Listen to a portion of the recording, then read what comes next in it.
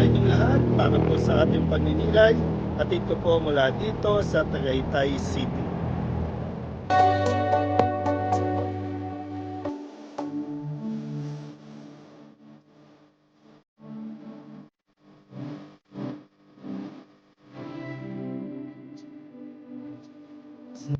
Araw po sa inyong lahat. Ngayon po ay July 4, 2023, Martes, para sa ikalabintatlong linggo sa karaniwang panahon. Ang ating pong unang pagbasa at pagninilay ay hinango sa aklat ng Genesis chapter 19 verses 15 to 29.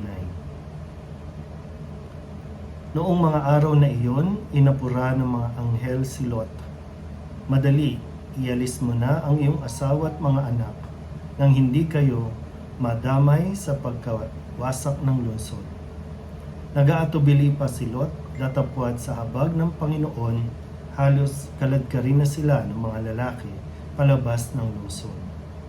Pagkatapos sinabi ng isa sa mga anghel, iligtas ninyo ang inyong sarili, huwag kayong lilingon o hihinto sa kapatagan. Magtago kayo sa kaburulan para hindi kayo mamatay. Ngunit sumagot si Lot, huwag na roon, Ginoo. Sa bagay, napakalaki na ang utang na loob ko sa inyo. Iniligtas na ninyo ako, ngunit napakalayo ng mga kaburulan. Baka hindi na ako makarating doon.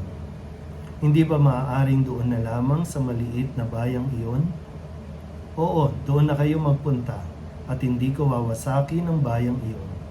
Kaya madali ka. Hindi ko maitutuloy ang gagawin ko hanggat wala kayo roon. Maliit ang bayang iyon kaya tinawag na Zoar. Mataas na ang araw ng sapitin ni Lot ang Zoar. Ang Sodoma at Gomora ay saka pa lamang pinaulanan ng Diyos ng nagniningas na asupre. Tinupok ng Panginoon ang mga lungsod na iyon at ang buong kapatagan. Lahat ng mamamayan doon, pati ang mga pananim. Ngunit lumingon ang asawa ni Lot, kaya't siya'y naging haliging asin. Kinabukasan, si Abraham ay nagmamadaling pumunta sa dakong pinagtagpuan nila ng Panginoon.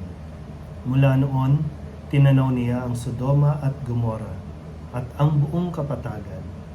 Nakita niyang pumapailang lang ang makapal na usok na parang nagmumula sa malaking horno. Nang gunawi ng Diyos ang mga lungsod na iyon, hindi rin nawaglit sa kanyang isipan si Abraham, kaya iniligtas niya si Lot. Ang salita ng Diyos.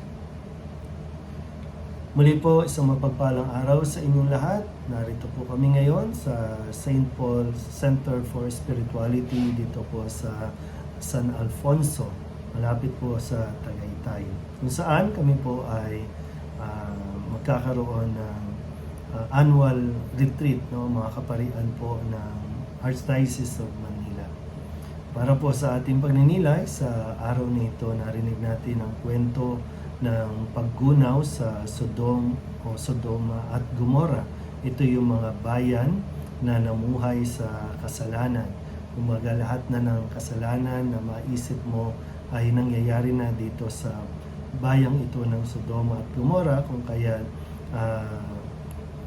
winasak na ito ng Panginoon. Nagpaulan na ng asupre. Pero dito nga po, dahil sa kabutihan pa rin ng Diyos, ay kanyang ninais na mailigtas sana ang mga tao. Pero sadyang naging matigas ang ulo nila. Sumaliban na lang dito sa mag-asawa, si Lot at ang kanyang asawa na ninais na mailigtas ng Panginoon. At sa kasawiang palad din, yung asawa ni Lot, sa kabilin-bilinan ng mga anghel ay wag nang lilingon, pero siya po ay lumingon.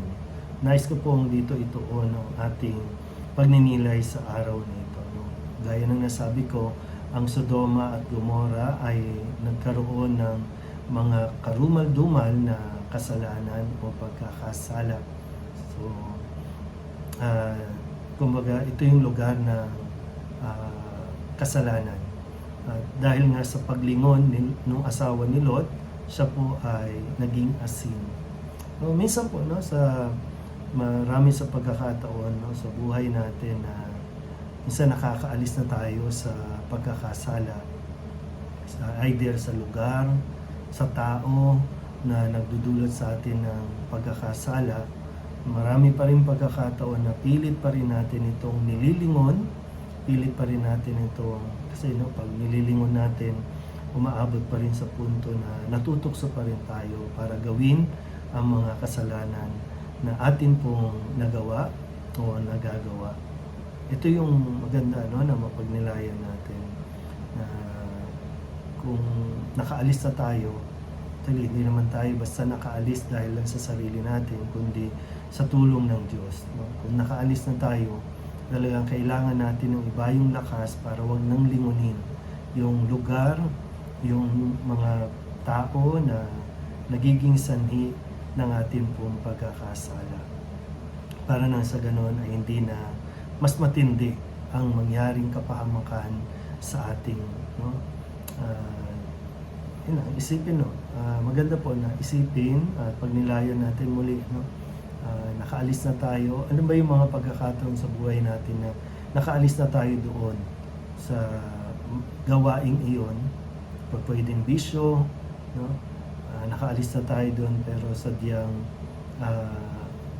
pilit pa rin tayong tumitingin, nililingon natin kung baka sakali, no, na masulyapan lang kahit paano. Pero sabi ko nga po, no, yan ay tukso na dapat nating labanan sa tulong ng awa at grasya ng Diyos.